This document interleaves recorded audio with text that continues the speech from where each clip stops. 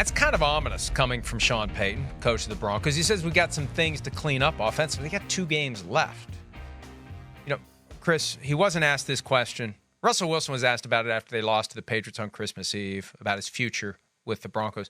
We can't forget the broader reality here. $37 million in 2025 base salary becomes fully guaranteed 5th day of the 2024 league year in March. They got a decision to make. And we were talking earlier about allocating resources, the right way so that you have a good backup quarterback. And, you see a lot of backup quarterbacks pressed into service. And Russell Wilson's one of the few that has been wire to wire the starter. But these complaints from Payton, still this many games in, that's not a good sign for Russell Wilson having, a productive and indefinite future as quarterback of the Broncos. If anything, I read between the tea leaves there, to borrow one of your phrases, and I'm going to get 10 emails saying I just said a Simsism, but that's one of the things that Chris says, and I say sometimes too. But when you read between the tea leaves there, at a minimum, they got a decision to make. And the way Payton's talking, it sounds like the decision could be, I'm going to go get a different quarterback to do the things that need to be done by way of communication and making the offense better. When you say the offense isn't good enough with a guy who's supposedly a franchise quarterback, that is not a positive sign. Well, no, it's not a positive. I think he's also probably putting himself in that conversation there. And there's, some personnel that I think needs to be fixed as well. I think it's a little of everything all together. And I think just knowing Sean Payton and knowing him a little bit, knowing how he coaches, the coaching tree he came from, right? Parcells, being with John Gruden, like making the quarterback feel warm and cozy right now. Like, no, that's not going to happen when they're 7-8. He's not going to let that happen. He wants Russell Wilson to finish the year out strong. He wants Russell Wilson to go probably into the offseason with a little bit of uneasiness about him, so he can really work and grind and put Russell Wilson through the rigors to become a better football player next year. I think ultimately I would be shocked if they went another direction with Russell Wilson. I think he's done enough and he's played well enough with this football team. And again, we saw what it was last year. He certainly was better this year. It's not perfect. They don't have a great O-line, as we know. They run the ball okay, and they need more weaponry at wide receiver. But they're certainly not good enough, like we saw the other night, to, hey, we're up 7-3 and we fumble on the 40-yard line when we throw a little swing pass to Javonte Williams, or we fumble a punt and drop the ball on our own 6 or 7 yard line. They're not good enough on offense like they were with Drew Brees and the Saints to overcome that type of stuff. That's for sure. And that's where there's certainly work or meat left on the bone for this Broncos offense still. And the question, Chris, does it justify fully guaranteeing his salary for 2025? And there's a middle ground here between saying we're just going to vest the $37 million and commit to you through 2025 and cutting the cord.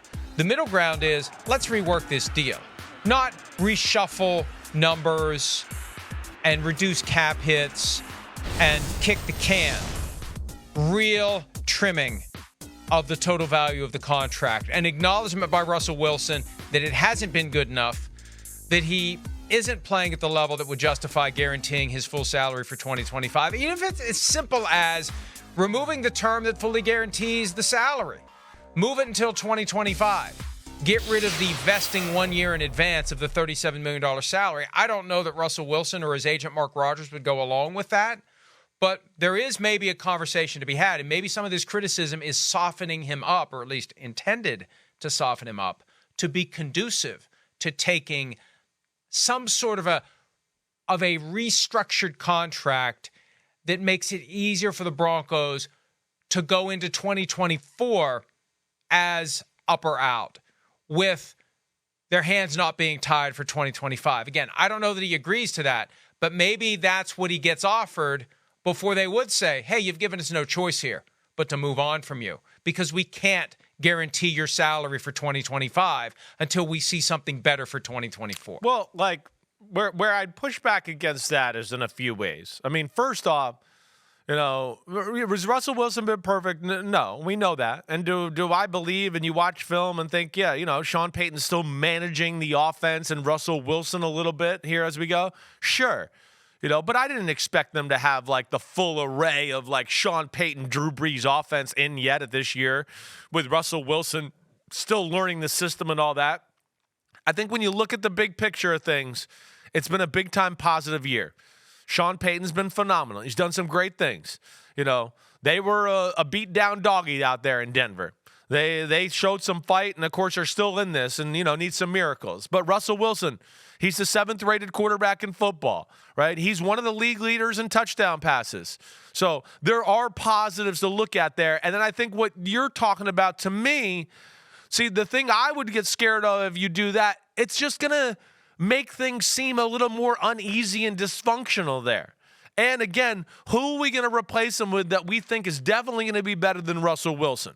So I would expect Sean Payton, and if I were Sean Payton, I would stick with what we got. There was a lot of positives this year. Let's see if we can make the team around him better, another year in the system better, another weapon at receiver, all of that. And I think you could have something working here. So I would stay the course if I'm Sean Payton. I'm sure he's not happy, but I think when he sits down at the end of the season and reevaluates it all, he'll look at it and go, Russell did a lot of good stuff, and I'm not going to find a better option out there. And what we're paying him, it's a lot of money, but it's not like killer for this day and age right now. And I think it causes more problems to do what you're saying than it's worth, at least in my opinion, Mike.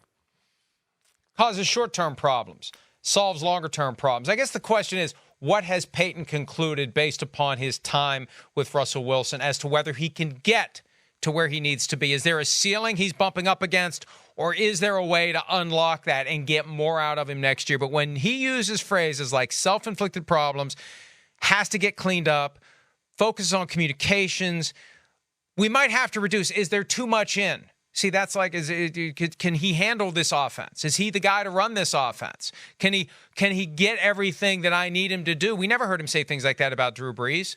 So only Sean Payton knows whether he thinks Russell Wilson with another year in the offense can become more like Drew Brees was. That's for Payton to decide. My point is this. They got $37 million that becomes fully guaranteed middle of March. We'll know by then whether or not they're willing to fully guarantee it, whether or not they move on, or whether they find a middle ground that gives him another year before they make their final decision and tie their hands financially. Hi, it's Mike Florio. Thanks for watching PFT on YouTube. Hit subscribe for the latest news and analysis from Pro Football Talk.